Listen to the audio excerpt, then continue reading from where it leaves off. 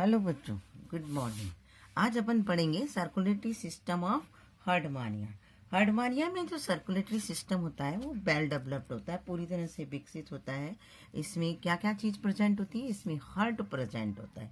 Heart present होता है ना। हार्ट के चारों तरफ जो पेरिकार्डियम होती है ये प्रेजेंट होती है, और इसके अलावा इसमें ब्लड वेसल्स प्रेजेंट होती है।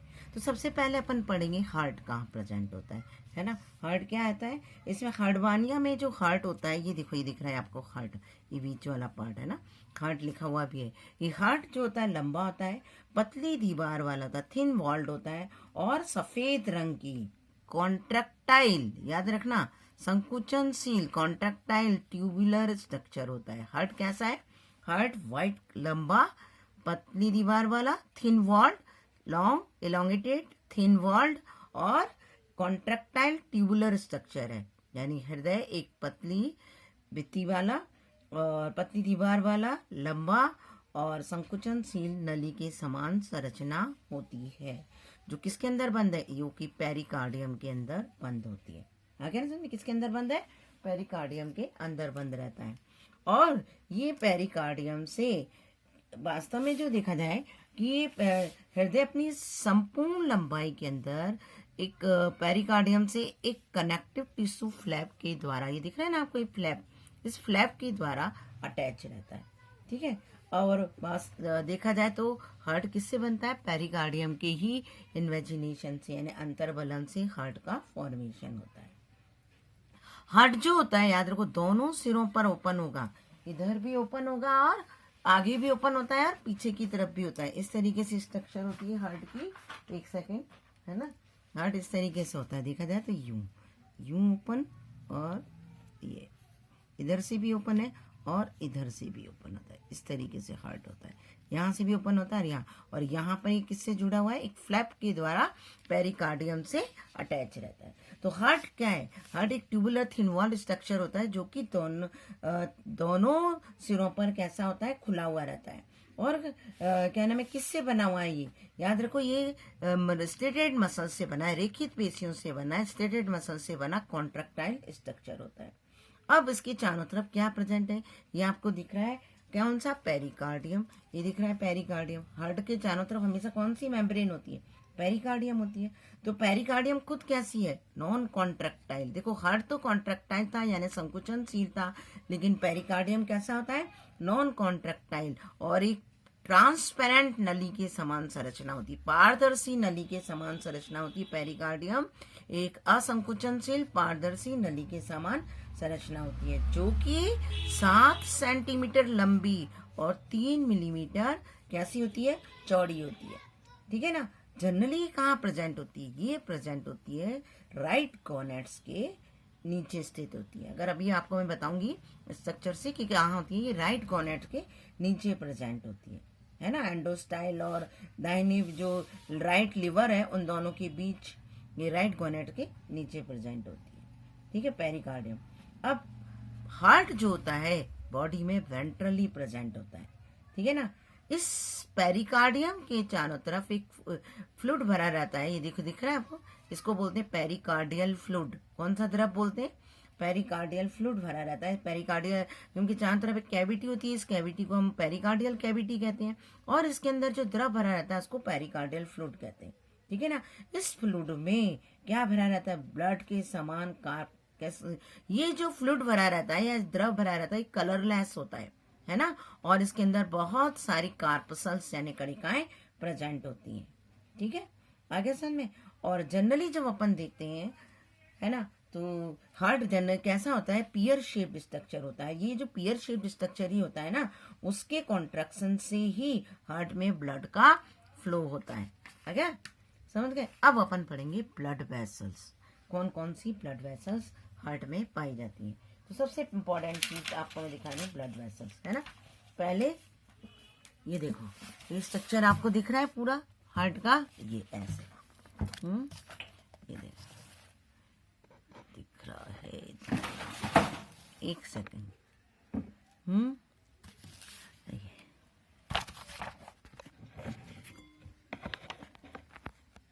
ये स्ट्रक्चर जो दिख रहा है आपको हार्ट का दिख रहा है ना। ये हार्ट जो होता है इसमें अपन दिखाएंगे वो सॉरी एक ब्लड वेसल्स का हार्डमानिया का स्ट्रक्चर देखा है, उसमें ब्लड वेसल्स कौन कौन सी होती हैं। ठीक है, ये पूरा एक सर्कुलेटरी सिस्टम है, किसका सर्कुलेटरी सिस्टम किसका है बच्चों, ये सर्कुलेटरी सिस्टम हार्डमानिया का है। ठीक है, अब इसके ये जो गोनेट्स दिख रहे हैं आपको, इस गोनेट्स के राइट साइड में, यहाँ वो सॉरी राइट गोनेट, ये तो लेफ्ट गोनेट है, ये कौन सा गोनेट है, लेफ्ट, इसके जस्ट अपोजिट की तरफ एक राइट गोनेट होता है, वहां पर क्या रहता है, हार्ट प्रेजेंट होता है, और इस हार्ट से ये वेंट्रल सरफेस पर होता है। अब अपन देखते हैं कि ये हार्ट से कौन कौन सी ब्लड वेसल्स निकलती हैं। पहले मैं आपको सारी ब्लड वेसल्स का नाम बता देती हूँ, है ना, और डायग्राम से भी बता दूंगी फिर। तो सबसे पहले जो ब्लड वेसल्स है वो कौन कौन सी ब्लड वेसल्स है वो बताती हूँ तुमको। देखो, ये सबसे पहली जो ब्लड वेसल्स है वो वेंट्रल एरोटा होती है। कौन सी एरोटा है, वेंट्रल एरोटा। ठीक है, ये ब्लड वेसल्स कौन सी, सबसे पहली वेंट्रल एरोटा। ये देखो, आपको इस डायग्राम से भी दिखाती हूँ, ये जो आपको दिख रहा है वेंट्रल एरोटा, ये दिख रही है पूरी इतनी बड़ी, है ना, ये जो पूरी है ये कौन सी होती है, ये दिख रहा है डायग्राम में, है ना, ये वेंट्रल एरोटा, ये वेंट्रल एरोटा होती है। ये दी वाली दिख रही है डायग्राम, मैंने आपको पहले ही सेंड कर चुकी हूँ, ये वेंट्रल एरोटा। ठीक है, वेंट्रल एरोटा जो होती है वो इसमें सबसे बड़ी ब्लड वेसल्स है। ये वेंट्रल एरोटा बच्चों आगे की तरफ एंटीरियर हाइपोफेरेंजियल वो सॉरी क्या नाम है, एंटीरियर हाइपोब्रैंकियल वेसल में डिवाइड हो जाती है, और पीछे की तरफ ही इसी वेंट्रल एरोटा को पोस्टीरियर हाइपोब्रैंकियल वेसल्स बोलते हैं। क्लियर है, तो ठीक है ना। और इसमें इसी से, इस वेंट्रल वेसल से ही क्या निकल रही है, टैस वेसल्स निकलती है। टैस वेसल जो कि वेंट्रल से ही निकलती है ना, वेंट्रल पार्ट से ही, वेंट्रल एरोटा से ही, और इसको अपन वेंट्रल टैस वेसल कहते हैं। तो सबसे बड़ी वेसल्स कौन सी हुई, वेंट्रल एरोटा, है ना, वेंट्रल एरोटा। तो बच्चों देखो, ये वेंट्रल एरोटा आपको दिख रही है। इस वेंट्रल एरोटा के 3 पार्ट बताए मैंने। एक तो एंटीरियर भाग जो वेंट्रल एरोटा आगे की तरफ क्या कहलाती है, एंटीरियर हाइपोब्रैंकियल वेसल। ठीक है, और पीछे की तरफ इसको पोस्टीरियर हाइपोब्रैंकियल वेसल कहते हैं। और वेंट्रल एरोटा से क्या निकलती है, टेस्ट, वेंट्रल साइड से टेस्ट वेसल निकलती है, जिसे वेंट्रल टेस्ट वेसल कहते हैं। ये आपको पूरी क्लियर दिख भी रही है, ये दिख रही है ना, वेंट्रल टेस्ट वेसल, ये पूरी वेंट्रल टेस्ट वेसल इससे निकलती है वेंट्रल एरोटा से, ये आपको जो दिख रही है। ठीक है ना, इसको मैं इसको ब्लू कलर से भी बता सकती हूँ। ये देखो, ये वेंट्रल वेसल है आपकी, ये पूरा वेंट्रल एरोटा है। ठीक है, अब तो बिल्कुल क्लियर हो गया, ये वेंट्रल एरोटा। ठीक है ना, ये वेंट्रल एरोटा दिख गया। और इस वेंट्रल एरोटा से कौन सी वेसल निकली, टेस्ट वेसल। ये देखो, ये टेस्ट वेसल निकल रही है। ठीक है, ये टेस्ट वेसल निकलती है। क्लियर है आपको बिल्कुल। ठीक है, अब दूसरी वेसल कौन सी होती है, डोर्सल एरोटा। ये आपको दिख रही है डोर्सल एरोटा, ऊपर की तरफ, है ना, ये कौन सी है, डोर्सल एरोटा। डोर्सल एरोटा जो होती है, वेंट्रल एरोटा से तो अपन ने क्या बताया, वेंट्रल एरोटा हार्डमानिया में पाई जाने वाली सबसे बड़ी, ये जो वेंट्रल एरोटा है हार्डमानिया में पाई जाने वाली सबसे बड़ी एरोटा होती है, जो कि हार्ट के वेंट्रल पार्ट से निकलती है। यहाँ पे हार्ट होता है, उसके वेंट्रल पार्ट से निकलती है। और ये एंडोस्टाइल के नीचे, ये देखो, ये एंडोस्टाइल है पूरा, है ना, और एंडोस्टाइल के नीचे होती हुई पूरे फेरिंग्स में उपस्थित होती है, यहाँ से लेके आगे तक। आगे वाली भाग इसकी एंटीरियर हाइपोब्रैंकियल वेसल्स कहलाती है, और पीछे वाला इसका पोस्टीरियर हाइपोब्रैंकियल वेसल कहलाता है। तथा इसके वेंट्रल दोनों शाखाओं से बहुत सारी क्या निकलती हैं, इनसे देखो, इनसे क्या निकलती है, पेयर्ड ट्रांसवर्स वेसल निकलती है, इनसे सबसे ट्रांसवर्स वेसल निकल रही है, दिख रही है ना, सबसे इस वेंट्रल एरोटा से बहुत सी पेयर्ड ट्रांसवर्स वेसल्स, अनुप्रस्थ वाहिनियां निकलती है ना, जो कहाँ जाती है, जो कि इस फेरिंग्स, आपको मालूम है ना इतनी बड़ी, ये क्या है, फेरिंग्स, इस फेरिंग्स के क्या नाम है, ये जो फेरिंग्स के लैटरल साइड पर पार्श्व में स्टिग्मेटा की पंक्तियों के मध्य होकर जाती है। स्टिग्मेटा है ना, इन स्टिग्मेटा के बीच में से होकर के जाती है, क्या, ट्रांसवर्स वेसल। कहाँ से निकल रही है, वेंट्रल एरोटा से। वेंट्रल एरोटा से अनेक पेयर्ड ट्रांसवर्स वेसल्स निकलती हैं, जो कि ब्रैंकियल सैक के लैटरल साइड पर स्टिग्मेटा की जो पंक्तियां हैं उनमें होकर के जाती हैं। ठीक है ना, और इनकी संख्या कितनी होती है, लगभग इन वेंट्रल वेसल्स की जो संख्या है वो लगभग कितनी होती है, 40 से 56 पेयर होती है। ठीक है, आगे समझे। और आगे की तरफ ये देखो, यहाँ आगे आपको दिख रहा है ना ये वाला पार्ट, ये आगे की तरफ जो होती है वो किससे जुड़ जाती है, ब्रैंकियल साइफन के आधार। ये पूरा साइफन है ना, ब्रैंकियल साइफन, ये लिखा हुआ अभी, ये देखो ब्रैंकियल साइफन, ये ब्रैंकियल साइफन है। इसके आधार पर आगे की ओर ये दो सर्कुलर वेसल से जुड़ जाती है। ठीक है, इनमें से दो सर्कुलर वेसल कौन सी होती है, एक तो पेरिफेरेंजियल बैंड के नीचे और दूसरी होती है टेंटाकुलर वेसल, ये वाली होती है ये टेंटाकुलर वेसल। तो दो सर्कुलर वेसल्स के रूप में जुड़ी रहती हैं, एक तो पेरिफेरेंजियल वेसल होती है, दूसरी टेंटाकुलर वेसल्स होती है। टेंटाकुलर, सब टेंटाकुलर होती है। सब टेंटाकुलर क्यों कहते हैं इसको, ये देखो सब टेंटाकुलर, ये वाली सब टेंटाकुलर, क्योंकि ये टेंटाकल के नीचे प्रेजेंट होती है, तो इसको टेंटाकुलर, सब टेंटाकुलर वो वेसल्स कहते हैं। ठीक है, और इसके अलावा वेंट्रल रोटा की से बहुत छोटी छोटी ब्रांचेज निकलती हैं, ये देखो दिख रही है ना छोटी छोटी ब्रांचेज। ये जो छोटी छोटी ब्रांचेज हैं वेंट्रल रोटा से, ये किसको जाती है, ओइसोफेगस को। ये आपको इतना बड़ा पार्ट दिख रहा है, तो ये वाला पार्ट कौन सा है इसका, ओइसोफेगस, तो ओइसोफेगस को जाती है। तो वेंट्रल रोटा का समझ में आया कि वेंट्रल रोटा सबसे लार्जेस्ट एरोटा है, जो कि आगे एंटीरियर भाग पर आगे हाइपोब्रैंकियल, एंटीरियर हाइपोब्रैंकियल ब्रांच में डिवाइड हो जाती है, पीछे की तरफ पोस्टियर हाइपोब्रैंकियल में। और इसके वेंट्रल पार्ट से, वेंट्रल रोटा के वेंट्रल पार्ट से एक टैस वेसल निकलती है जो टैस को जाती है। इससे कई पेयर्ड है ना ट्रांसवर्स वेसल्स निकलती हैं, जो कि ब्रैंकियल सैक में के पार्श्व में स्टिग्मेटा के मध्य से होके जाती हैं। इन जो ट्रांसफर वेसल की संख्या होती है वो 40 से 56 यानी 40 to 56 पेयर होती है। आगे की तरफ इसमें दो सर्कुलर, एक तो ये दिख रही है और एक ये दो सर्कुलर वेसल्स निकलती हैं, जिनमें से एक को बोलते हैं सब टेंटाकुलर वेसल, जो कि टेंटाकल के नीचे होती है, और दूसरी कहलाती है पेरिफेरेंजियल वेसल। ये वाली पेरिफेरेंजियल वेसल पूरी कंप्लीट है, दिख रही है ना पेरिफेरेंजियल वेसल। क्लियर। अब नेक्स्ट अपन पढ़ेंगे डोर्सल एरोटा। ये जो आपको दिख रहा है डोर्सल एरोटा, ठीक है, इतना बड़ा क्या दिख रहा है, डोर्सल एरोटा। क्लियर। तो ये जो डोर्सल एरोटा होता है उसके बारे में, ये ब्लड वेसल्स ये जनरली कहाँ होता है आपको मालूम है ना, ये ब्रैंकियल सैक है। ब्रैंकियल सैक के ऊपर छत पे क्या प्रेजेंट होता है, डोर्सल लेमिना। तो डोर्सल लेमिना के ऊपर क्या प्रेजेंट है, डोर्सल एरोटा प्रेजेंट है। कौन सी एरोटा प्रेजेंट है, डोर्सल एरोटा। ये पूरी आपके देखिए, लेकिन याद रखो ये जो डोर्सल एरोटा होती है ब्लड वो हार्ट से जुड़ी हुई नहीं होती, ये हार्ट से जुड़ी हुई नहीं होती, आगे ना समझ में। और परंतु इससे भी 5 से 7 पेयर, ये दिख रहे हैं ट्रांसवर्स वेसल्स निकलती हैं, जैसे यहाँ से निकल रही थी ना, ऐसे ही यहाँ से भी 5 से 7 जोड़ी ट्रांसवर्स वेसल्स निकलती हैं, आगे ना। और ये भी किससे जुड़ी हुई रहती है, ये सब टेंटाकुलर वेसल से जुड़ी हुई रहती हैं, और सर्कुलर पेरिफेरेंजियल से, यहाँ पर सर्कुलर सब टेंटाकुलर और पेरिफेरेंजियल से जुड़ी हुई रहती है, आगे समझे। अब इसके बिल्कुल बीचों बीच मध्य वाले पार्ट पर, ये जो डोर्सल एरोटा है इसके मध्य वाले पार्ट पर यहाँ पर कौन सी न्यूरल वेसल्स होती है बच्चों, कौन सी वेसल है, न्यूरल वेसल।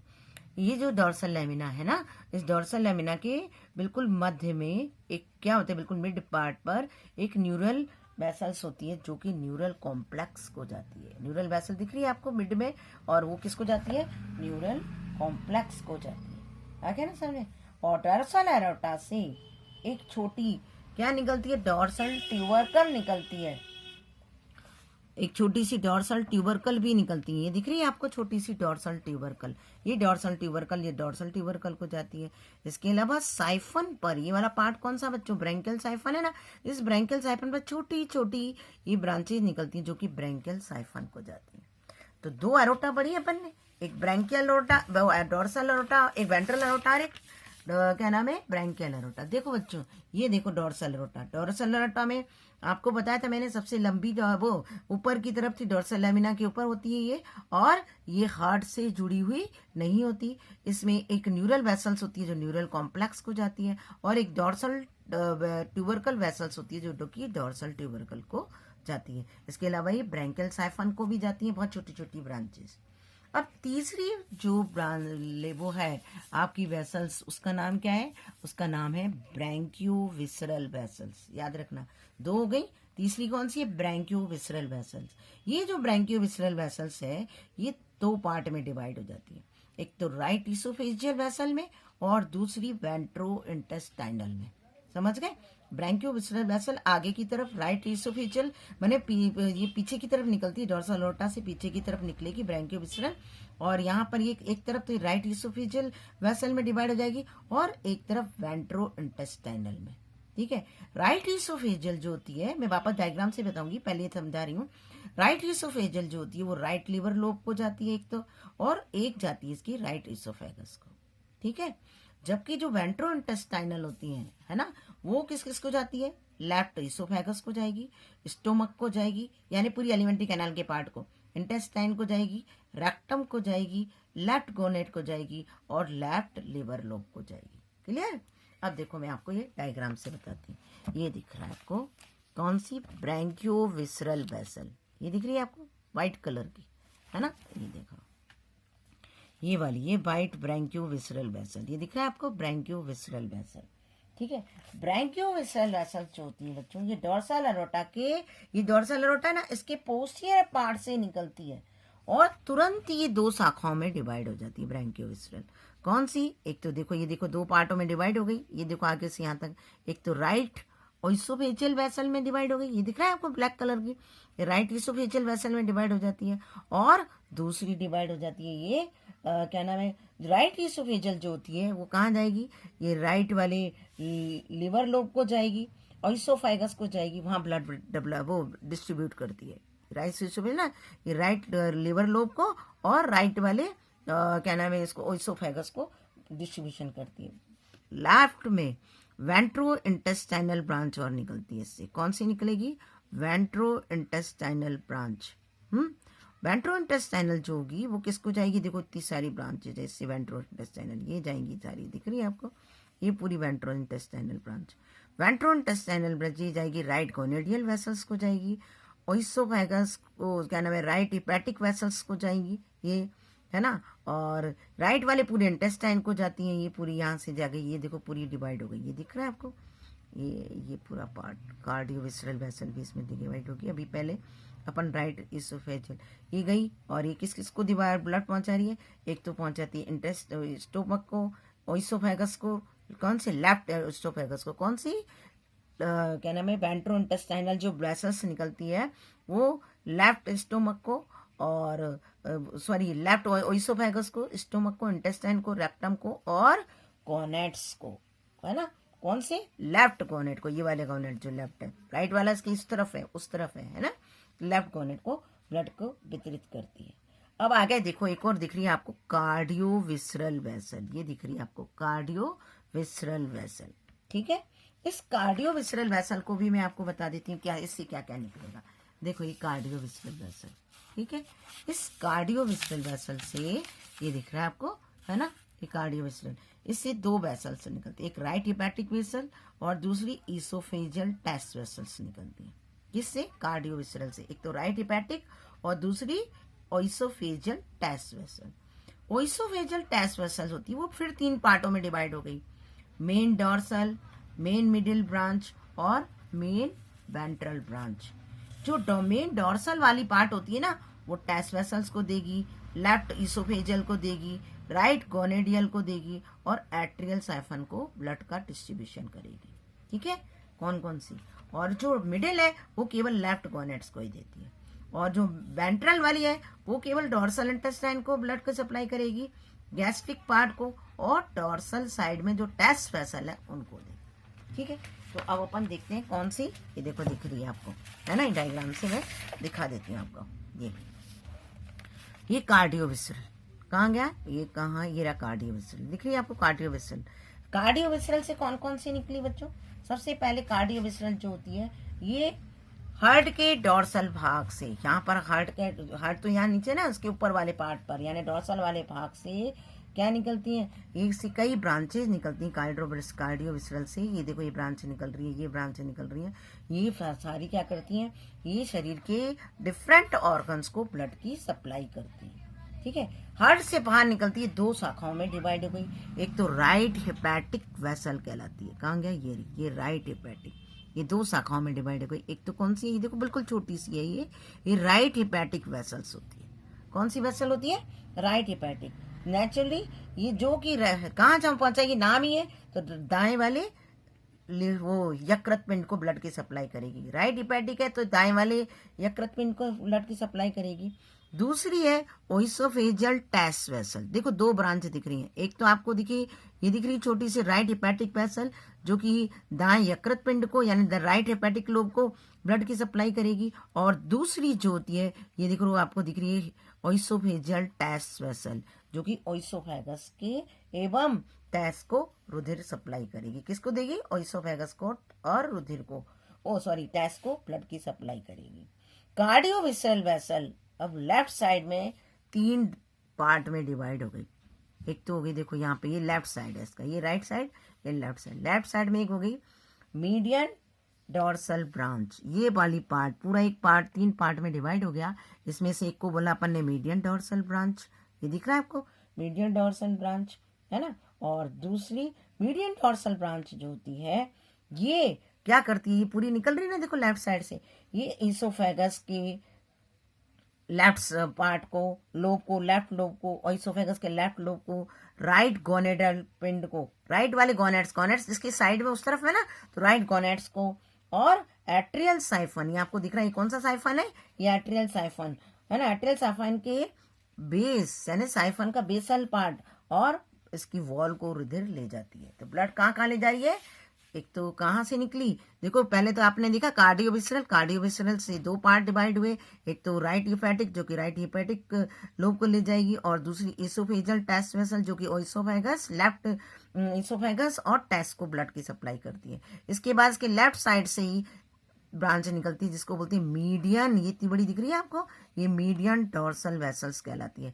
ये जो मीडियन डॉर्सल वेसल्स होती है, एक तो एट्रियल साइफन के बेस और इसकी वॉल को ब्लड की सप्लाई करेगी, राइट गोनेड्स लोब को, गोनेड्स को करेगी, है ना, ब्लड की सप्लाई। और इसके अलावा ये क्या करती है, एट्रियल साइफन पर जो टेंटाकल्स निकले हैं साइफन पर, ये यहाँ पर भी ब्लड की सप्लाई करती है। ये दिख रहे हैं आपको छोटे छोटे टेंटाकल्स के वो जो ब्रांचेस, ये उसको भी सप्लाई करती है और टेंटाकल्स को भी करती है। क्लियर हो गया। अब लेफ्ट गोनेडियल वेसल्स, इससे ही निकलेगा, कौन सी वेसल निकली इससे, एक लेफ्ट गोनेडियल और निकलती है। लेफ्ट गोनेडियल जो साइड इसकी, ये रहा लेफ्ट गोनेडियल वेसल, ये दिख रही है आपको, ये पूरी ये लेफ्ट गोनेडियल वेसल, इतनी बड़ी आपको दिख रही है डायग्राम में, है ना। ये जो लेफ्ट गोनेडियल वेसल्स होती है, ये नेचुरली नाम ही है लेफ्ट गोनेडियल वेसल, ये बीच में दिख रही गोनेड्स के बीच में, ये केवल लेफ्ट गोनेड को ही ब्लड सप्लाई करती है। अब तीसरा कौन सा हुआ, मेन वेंट्रल ब्रांच, है ना। तीसरी कौन सी निकलेगी, main ventral branch. Main ventral branch जो होती है ये 3 शाखाओं में डिवाइड हो जाती है। एक तो डॉर्सो इंटेस्टाइनल, है ना, डॉर्सो इंटेस्टाइनल, ये इंटेस्टाइन को ब्लड की सप्लाई करेगी और इंटेस्टाइन को करेगी, ये डॉर्सो इंटेस्टाइनल यहाँ पे होगी, ये रहा देखो, ये दिख रही है आपको डॉर्सो इंटेस्टाइनल वेसल, ये पूरी इंटेस्टाइन की पर ये दिख रही है ना, ये सब ये पूरी, ये यहाँ पर इंटेस्टाइन है तो dorso intestinal. Main ventral branch है वो 3 पार्ट में डिवाइड हुई, एक तो डॉर्सो, ये दिख रही है आपको, है ना, में ये एक तो डॉर्सो इंटेस्टाइनल वेसल में जो कि इंटेस्टाइन को, जो किसको पहुंचाएगी, dorso intestinal left liver lobe को, स्टोमक को, ये जा रही है यहाँ तक स्टोमक, और इंटेस्टाइन को ब्लड पहुंचाती है। क्या ना समझे। दूसरी होती है गैस्ट्रिक वेसल, नाम ही गैस्ट्रिक वेसल। गैस्ट्रिक वेसल बच्चों किसको पहुंचाएगी, गैस्ट्रिक वेसल्स जो होती है ये स्टोमक को देती है, यहाँ पर गैस्ट्रिक वेसल्स होती है, ये गैस्ट्रिक वेसल ये स्टोमक को ब्लड की सप्लाई करेगी। आगे समझे। और तीसरी कौन सी होती है, डॉर्सल टेस्ट वेसल, जो कि ऊपर की तरफ होगी, है ना, vessels of dorsal tubercle, dorsal test vessel. तो ऊपर की तरफ जो होगी, ऊपर की जो टेस्ट है उसको ब्लड की सप्लाई कौन करेगा, डॉर्सल टेस्ट वेसल। ऊपर का ये रहा मीडियन डॉर्सल वेसल और डॉर्सल टेस्ट वेसल। टेस्ट वाले ऊपर की जो टेस्ट होता है ना, उसको ब्लड की सप्लाई कौन करती है, डॉर्सल टेस्ट वेसल करती है। तो 3 पार्ट हुए किससे, median dorsal branch. Median dorsal branch के बाद मीडियन डॉर्सल ब्रांच जो थी, है ना, ये रही आपको दिख रही है मीडियन डॉर्सल ब्रांच, ये रही पूरी मीडियन डॉर्सल वेसल। इस मीडियन डॉर्सल वेसल से देखो, एक तो ऊपर की तरफ गई थी जो कि किसको पहुंचा रही थी, एट्रियल साइफन टेंटाकुलर को, है ना, एट्रियल साइफन को पहुंचा रही थी, मीडियन डॉर्सल वाली ब्रांच थी, और एट्रियल साइफन के वेस को, है ना, इसमें। और यहाँ पर एक सब टेंटाकुलर, टेंटाकल के नीचे जो निकलती है सब टेंटाकुलर, उसको और साइफन पर ये ब्लड की सप्लाई करती है, एट्रिन साइफन को। फिर नेक्स्ट निकली थी लेफ्ट गोनेडियल वेसल्स। ये रही लेफ्ट गोनेडियल वेसल, ये आपको दिख रहा है लेफ्ट गोनेडियल, ये गोनेट्स को ब्लड की सप्लाई करती है। और तीसरी होती है मेन वेंट्रल ब्रांच। ये जो वेंट्रल ब्रांच होती है, मेन वेंट्रल ब्रांच, उससे क्या निकलती है? मेन वेंट्रल ब्रांच से तीन निकलती, एक तो डॉर्सो इंटेस्टाइनल ब्रांच निकलती है, ये रही मेन वेंट्रल, इससे डॉर्सो इंटेस्टाइनल निकली। Dorso intestinal intestine left liver lobe को, है ना, लिवर और क्या नाम है, स्टोमक को, इंटेस्टाइन को, इनको ब्लड की सप्लाई करती है। दूसरी होती है इसी में गैस्ट्रिक वेसल, जो स्टोमक, यहाँ पर होती है गैस्ट्रिक वेसल, ये स्टोमक को ब्लड की सप्लाई करेगी, आगे में। और तीसरी जो होती है वो डॉर्सल टेस्ट वेसल्स होती हैं, वो डॉर्सल टेस्ट वेसल ऊपर की तरफ टेस्ट को ब्लड की सप्लाई करती है, टेस्ट को ब्लड की सप्लाई। क्लियर? तो आज इतना ही पढ़ाएंगे, है ना, और कल अपन पढ़ेंगे कैसा कि इसका जो ब्लड और सर्कुलेशन कैसे होता है ब्लड का। क्लियर? Thank you.